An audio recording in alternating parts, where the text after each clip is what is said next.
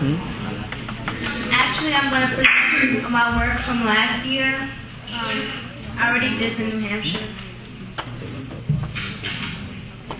The title is Behavioral Studies of Barn Owls. I did this work at Albert Einstein College of Medicine, which is part of DeShaundra University, and my mentor was Dr. Jose Luis Pena. This is just general info. My mentor is his grand goal is to basically decode the brain pathway of how people hear. I don't know if people remember from last year, we had someone speak about how the brain sees and how he won a Nobel Prize for that. So my mentor was working on something very similar, except he's doing the hearing pathway.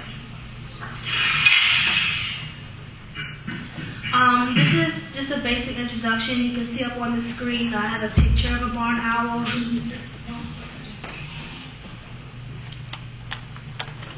Sorry.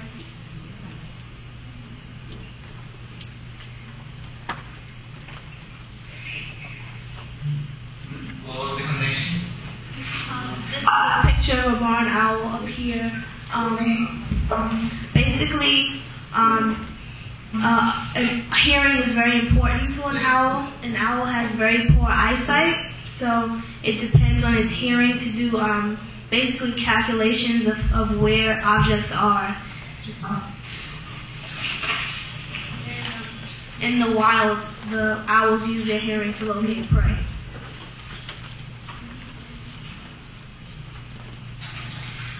Basically, the questions we asked, does the hearing of an owl change by being domesticated or being taken out of the wild? So we did a two-part process. The first part was just general observation, and the second part, which we didn't get to, but he's actually doing this year, is task performance. This is just a related study that he has. This is basically all these little things here are speakers, and this is where the owl would stand. And all it does is each speaker would give off a sound, and we record how fast or how slow and how accurate the owl is when the sounds are played. Basically seeing if they can actually locate where the sound is coming from. Okay. I know it's a lot, but just basically the purpose was firstly to analyze what the owls do at night. We are very curious as to what they do. Secondly, to determine if there were any significant differences in behavior between wild owls and domesticated owls. And thirdly, to basically guide the owls through what I talked about in my questions to perform task-based, performance-based tasks. And lastly, to legitimize our results with the accuracy of the owl's hearing from the room I just showed you with the speakers. This is just a picture of, these are the cages. I know you can't see the owls in this picture, but we had 3 domesticated owls and 1 owl that came straight from the wild. So this is just my procedures and materials in 1. The first step, we took an infrared camera and placed it in the cage containing the domesticated owls, just to maximize how much activity we got with them. And using these tools, this computer station here, I had to sit and record every time the owl was vocalized, every time they moved, how they interact with each other, and things of that nature. We didn't get any results. Basically, we only got up to just seeing how they generally behave.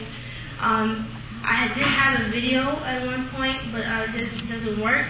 Just to show you like some of the things that we saw. So I'm just going to go right ahead to my future studies.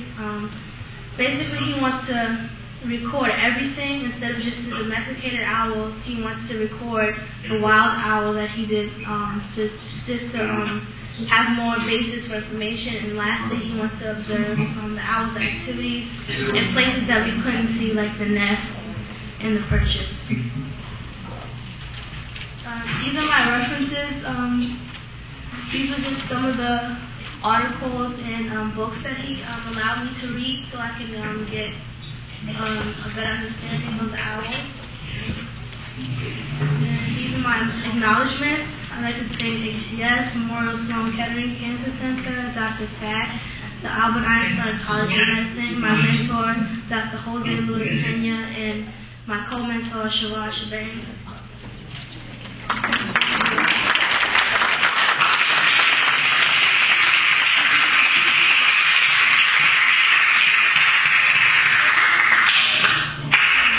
Does anyone have any questions? ¿Nadie tiene una pregunta en México?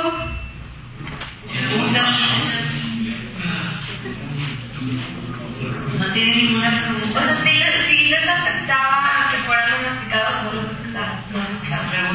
Pregunta en español, no importa. ¿Sí me escucharon? Repite la pregunta. Sí, sí te escuchamos. ¿Pueden decirlo en inglés? Yeah, I want to know if they were affected by being domesticated or not. I mean, the result of the experiment. Well, from what we saw on video and what we heard on audio, there were no significant differences. Okay. Thank you very much. Thank you. Questions?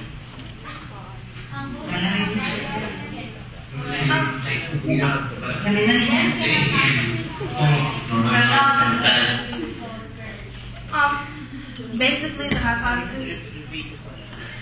She asked basically what my hypothesis was, or the question I was trying to answer.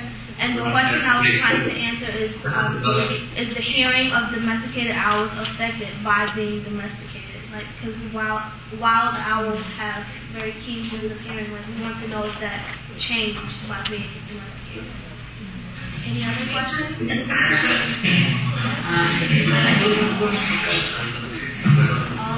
Is there a reason why there was only one wild owl?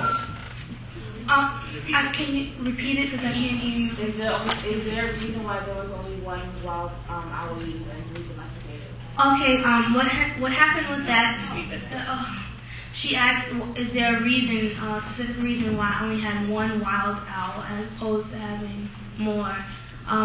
What happened with that was that the wild owl we had was actually rescued. It was hurt, and somehow my mentor, he just received that owl. So there was no specific reason as to why we only had one. But at the time, he couldn't get more. So.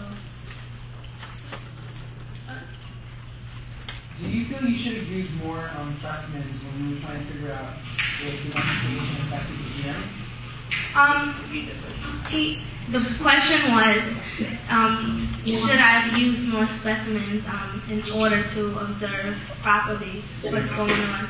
I'm sure things work better when you have a larger group. You can see anomalies better. However, we had to work with what we had. So, any other questions?